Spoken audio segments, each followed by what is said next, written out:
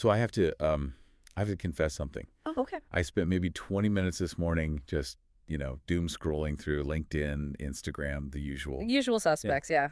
The highlight reels. And I walked away with this overwhelming feeling that I'm behind. You know that feeling? I think it's the modern condition. We define greatness by distance, right? The higher you climb, the more important you must be because you're further from the mess of regular life. Exactly. It's all vertical. But the source we're looking at today, it just completely flips the board on that whole game. It really does. We're doing a deep dive into Psalm 113. And what really struck me looking through the texts in our notes is that this isn't just a nice religious poem. It's almost a subversive manifesto on what power really is. That's a great way to put it because Psalm 113, we often treat it as just a nice hymn. But if you actually dig into the words, and we're using the King James Version for its stark imagery, it's this radical restructuring of the social order. It's a paradox. A huge one. The idea of a God who is infinitely high and yet somehow intimately close. And for you, our learners listening in, we want to try and bridge that gap. I mean, between this ancient text and our modern sense of burnout, whether you're a manager or you just feel completely overlooked, there's a real aha moment in here for you. There is. It really challenges where we get our sense of dignity from. Okay, so let's jump in. Psalm 113. It kicks off with this triple command. Praise ye the Lord. Praise, O ye servants of the Lord. Praise the name of the Lord.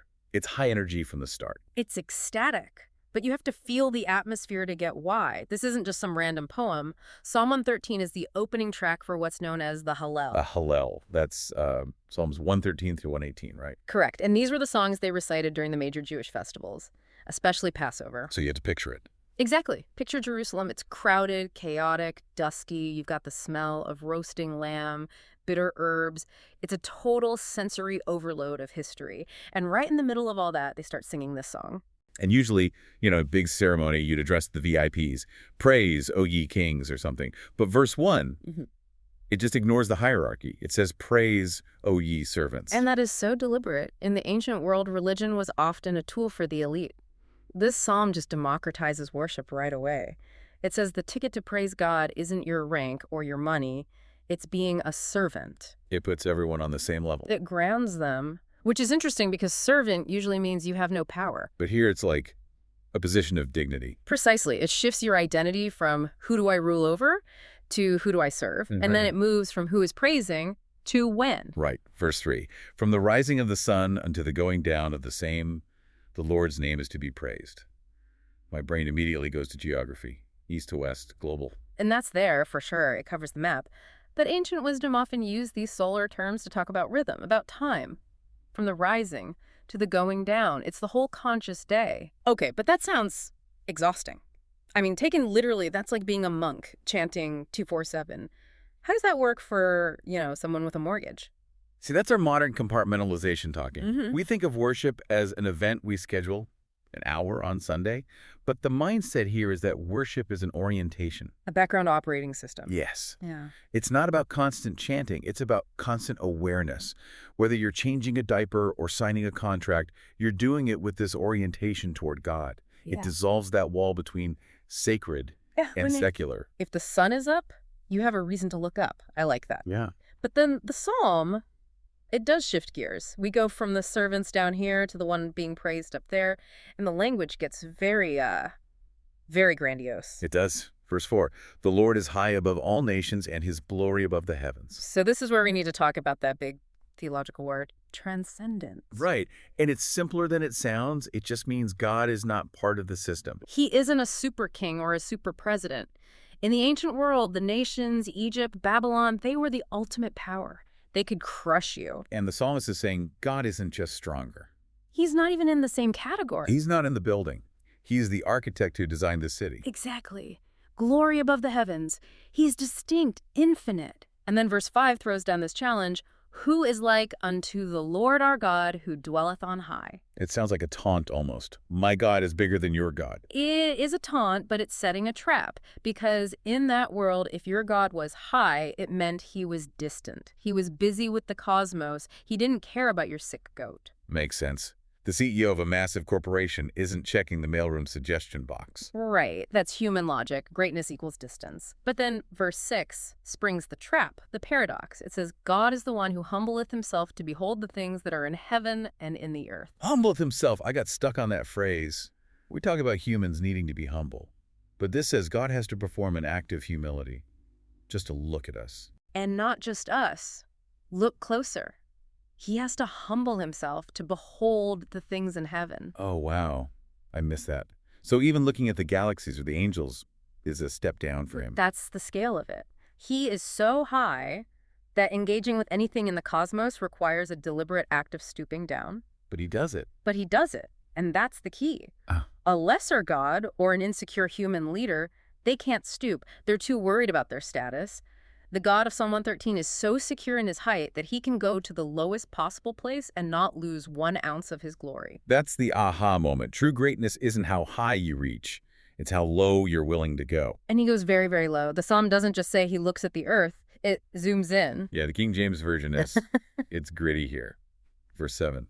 He raiseth up the poor out of the dust and lifteth the needy out of the dunghill. The dunghill, it's visceral. It's gross. Why that specific image? What is that? So we need the archaeological context. The dunghill or the ash heap wasn't just where you threw your trash. It was a place on the edge of town. And it's where the social outcasts ended up. Like the homeless encampments of the ancient world. Or leper colonies. Anyone who was unclean, unwanted. If you were on the dunghill, you weren't just poor, you were socially dead. No voice, no community. Invisible. So when it says, he lifteth the needy out of the dunghill, this isn't just about a handout. No, it's about relocation. And look where he puts them. Verse 8. That he may set him with princes, even with the princes of his people. That is a wild promotion. From the trash heap to the royal court. Yeah. There's no middle management step. It's a total status reversal. Yeah. And he sets them with the princes of his people. He's restoring them to the community, giving them belonging. And this theme just keeps going. It does. It continues in verse 9 with a really specific and I think often misunderstood example. Right. Verse 9. He maketh the barren woman to keep house and to be a joyful mother of children. Okay. I got to play devil's advocate. To a modern ear, that can sound a little reductive. Like a woman's only value is having kids? And it's crucial we read this with ancient eyes.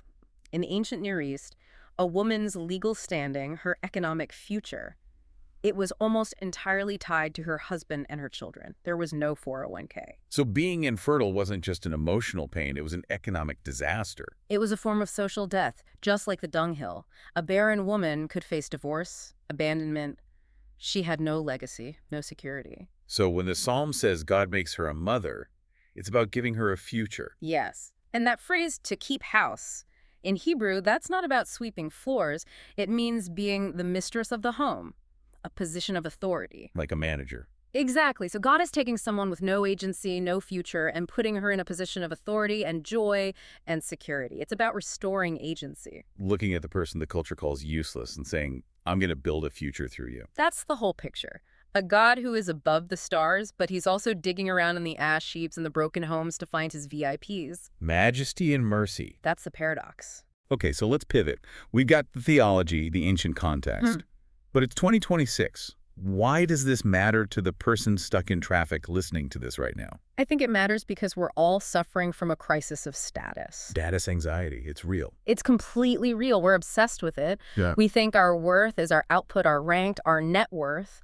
And we are terrified of the dunghill, of being irrelevant, of falling behind. We spend all our energy trying to climb up. We want the penthouse because we think it's safe there. Yeah. But Psalm 113 offers this massive psychological relief. It says that real greatness, divine greatness, isn't about climbing up at all. It's about descending. It's about descending. So it totally changes how we view leadership, too. If you're a leader, if you have some height, your job isn't to look down on people. Your job is to stoop. Your job is to find the people in the dust of your organization and lift them up. That's servant leadership, but this gives it real teeth. It's not a management technique. It's a reflection of the nature of God. But what about for the listener who isn't the leader?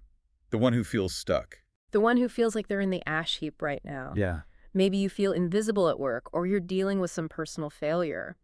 This text is this powerful assurance that you are not hidden. Because God beholds the things on earth. He notices, and he's not too important to get involved.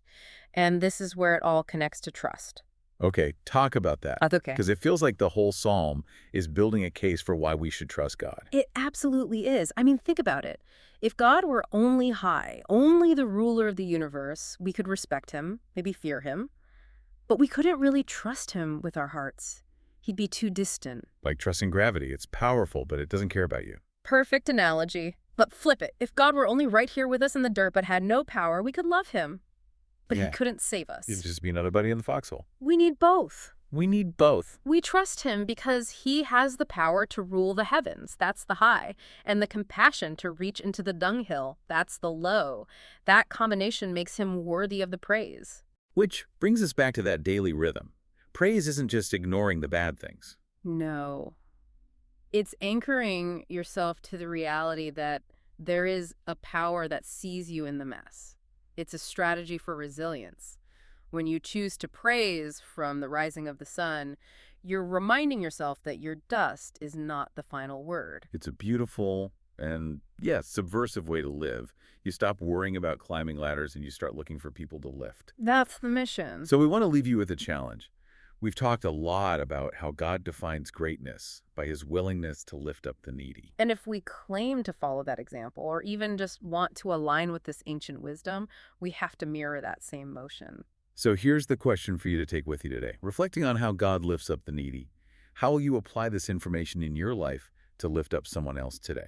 Look for the person in the dust, the one everyone else ignores. Be the hand that helps pull them up. Because that's where the real greatness is. Thanks for diving deep with us. See you next time.